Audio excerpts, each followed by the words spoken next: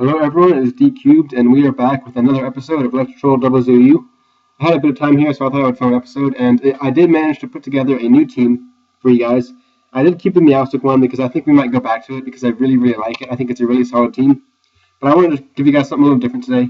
So I put together a new team based off a strategy that I've actually used in the past in VGC. It didn't have too much success in VGC because it's hard to get off setup strategies like Shell Smash or this strategy that I'm going to show you guys in VGC, but I think in small gun doubles it might be a little easier. So I'm trying the Regigigas setup that I've actually tried in the past, and if you see here, Lilligant has the ability Entrainment, which combined with Chlorophyll is going to be able to give Regigigas Chlorophyll. And normally the problem with Regigigas is its ability Slow Start, which really kind of like nerfs it for 5 turns, and it makes it pretty much so that it can't do much. But the strategy here is going to be to lead Ninetales and Lilligant, and then I can switch out Ninetales into Regigigas, and then give Lilligant Chlorophyll. And then instead of the harmful ability of Slow Start, Regigigas is actually going to have a helpful ability in Chlorophyll, which is going to double its speed in the sunlight. So then you can kind of sweep with this massively offensive Life Orb Regigigas with Chlorophyll and Sun. So that's the strategy we're going to try to set up here with these 3 Pokemon. It's actually a bulky Ninetales because I figured that Ninetales and Lilligant on this team were kind of more about supporting Regigigas. So Ninetales is a little bulkier, as you can see. It's got the move Disable, which combined with its pretty fast speed is going to mean we can shut down some Pokemon who are trying to attack Regigigas maybe. And then Foul Play to do some damage after I've used Overheat, which is going to still be pretty powerful in the sun, even with no offensive investment. And then Lilligant has Entrainment, obviously, for Regigigas, and then Leaf Storm, which is going to allow it to fire off a one-time powerful attack, which is pretty much all Lilligant needs to do. And then Substitute and Sleep Powder are kind of supportive moves for Lilligant to just stay around as long as possible and kind of spread the annoying status of Sleep or Regigigas sweeps. From there, I wanted to add another Pokemon that I could use to sweep in Sun.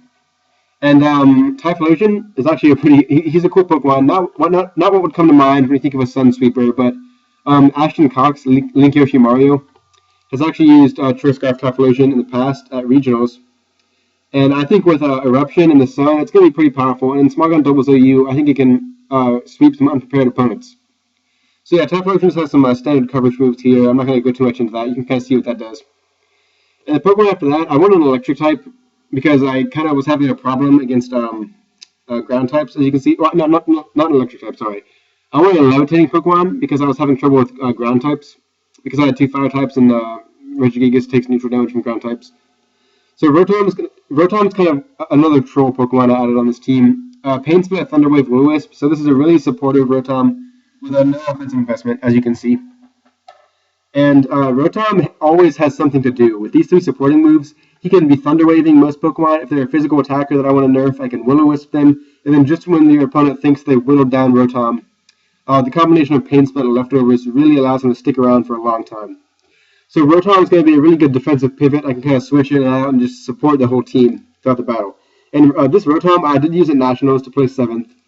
But I think it's going to be even better in Small Gun Doubles because you get to bring them every game. And in VGC, it's harder to bring a support Pokemon because then you're sacrificing like 1/4 of your team for just a supportive spot and not an offensive spot. But because I get to bring all 6, Rotom's just going to be a great pivotal Pokemon to support the entire game. And I didn't have a Mega, so I wanted to try out a cool Mega that I've not used too much. And Mega Pinsir is really fast. He hits really hard. I think he gives me some nice coverage that I did not have on this team with fighting and flying types because of his ability Aerialate, which is going to make Return and Feint both flying moves. Excuse me. So yeah, I don't really know much about Pinsir. I kind of just wanted to try it. And this team is kind of thrown together based off the core 3 that I talked about earlier.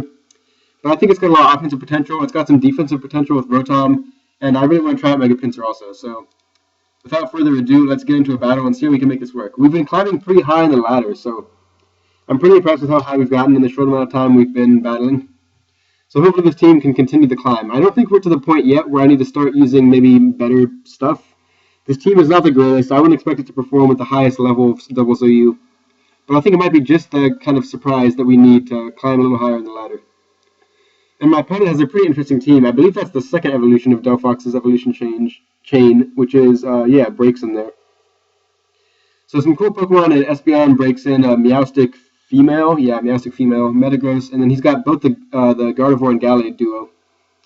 So, what do I want to lead here? I think it's pretty safe going Ninetales Lilligant. Ninetales can threaten that Metagross immediately, and my opponent doesn't have too much to hit Lilligant other than that Fire-type breaks in.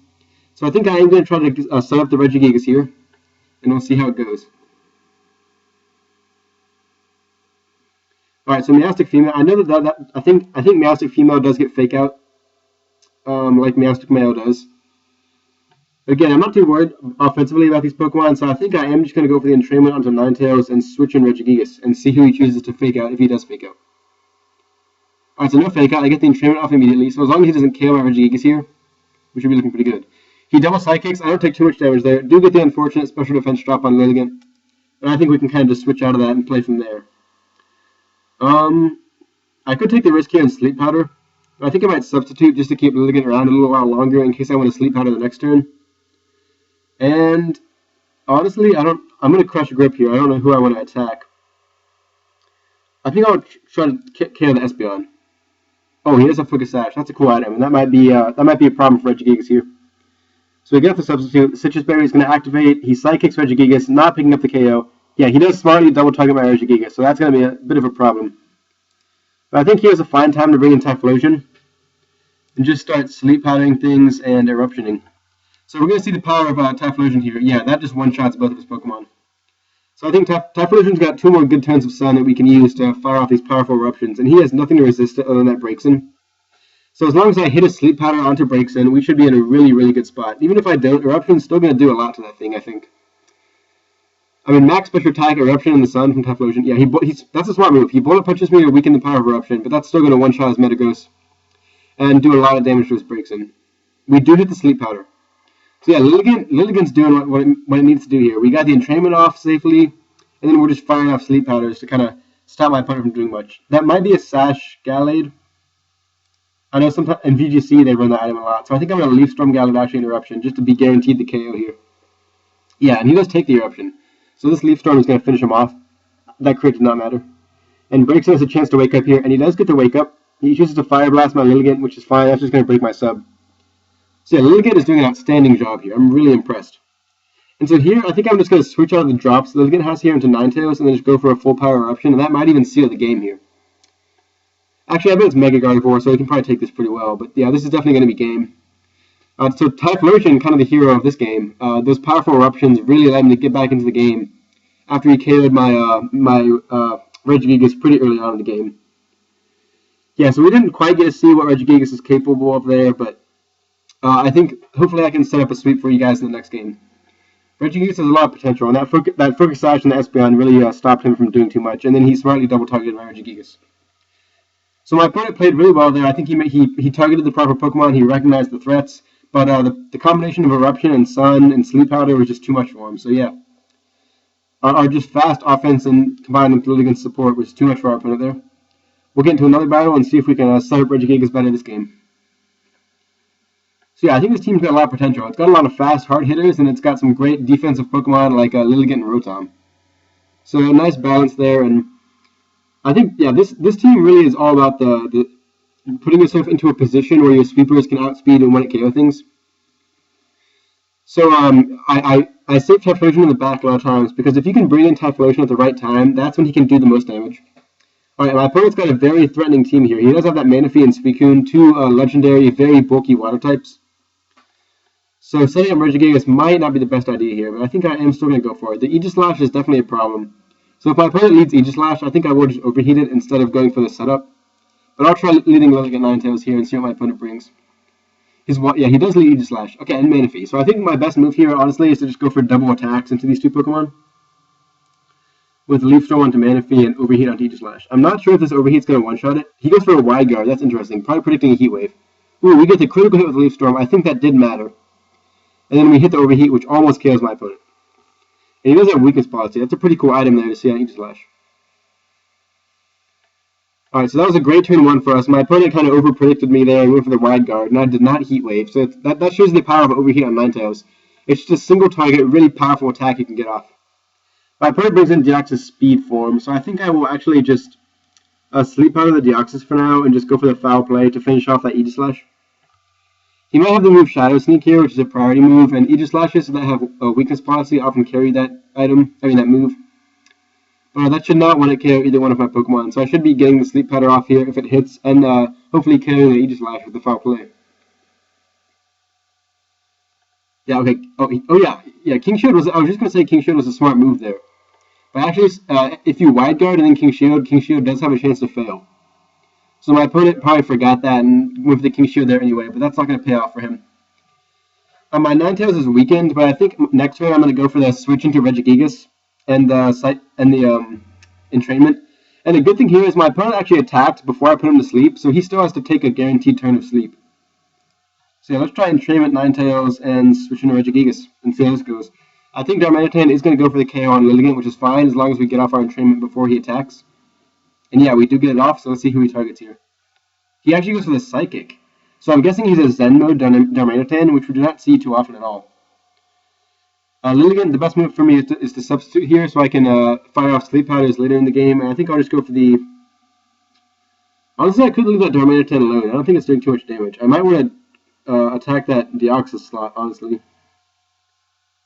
Oh, actually, I do want Pinsir to be able to sweep here, and I think Pinsir does a better job of doing that if Darmanitan's out of the way, so yeah. So Crush Grip, gonna kill that Darmanitan, that shows the power of Regigigas there, and then we're gonna get up a free substitute here because my opponent took another turn to sleep. So yeah, once again, Lilligant is kind of holding this team together with the supportive options. He brings in the Licky. I think I'm gonna double target that Deoxys, just because it probably has Focus Sash, so we can break the Sash with Lilligant's Leaf Storm. And I really don't fear that, yeah, he does have the Sash there, so good call there. Yeah, I was going to say, I don't fear that Licky too much. I don't think I can do too much to my Regigigas. But yeah, and he goes for the knockoff, which does not even break my substitute. So really looking very nice, and yeah, my opponent's just going to forfeit. Alright, so 2 great games. I don't have a lot of time, so I don't think I'm going to do a third game, but I do want to use this team in future episodes, so we will see more of this team, I promise. Oh, we actually didn't even get to bring Pinsir or Rotom at all, but Ninetales did a great job setting up the sun and doing a ton of damage to that Aegislash. Lilligant just provided constant support throughout the game in both games by setting up Regigigas and then just going for Sleep Powders and substitutes to kind of just stay around and annoy the opponent as long as possible. So Lilligant did a very good job there. Regigigas got a few KOs. He drew the fire in that first game, taking that double Psychic, which allowed me to bring in my Typhlosion and start the Eruption sweep. So that was a great... Regigigas did a great job in both games. And you saw Typhlosion's power in that first game. If you bring in Typhlosion at the right point, he's going to just be destroying things. I do want to try to showcase Rotom and Pinsir in the next 2 games I do in the next episode.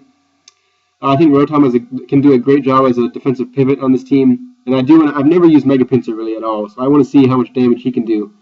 But yeah, I think that'll be it for this episode. I hope you guys enjoy this team. I think it's another fun one I've put together for you guys. And I will definitely be using it in future episodes, so... Hope you enjoyed, and I will see you guys next time.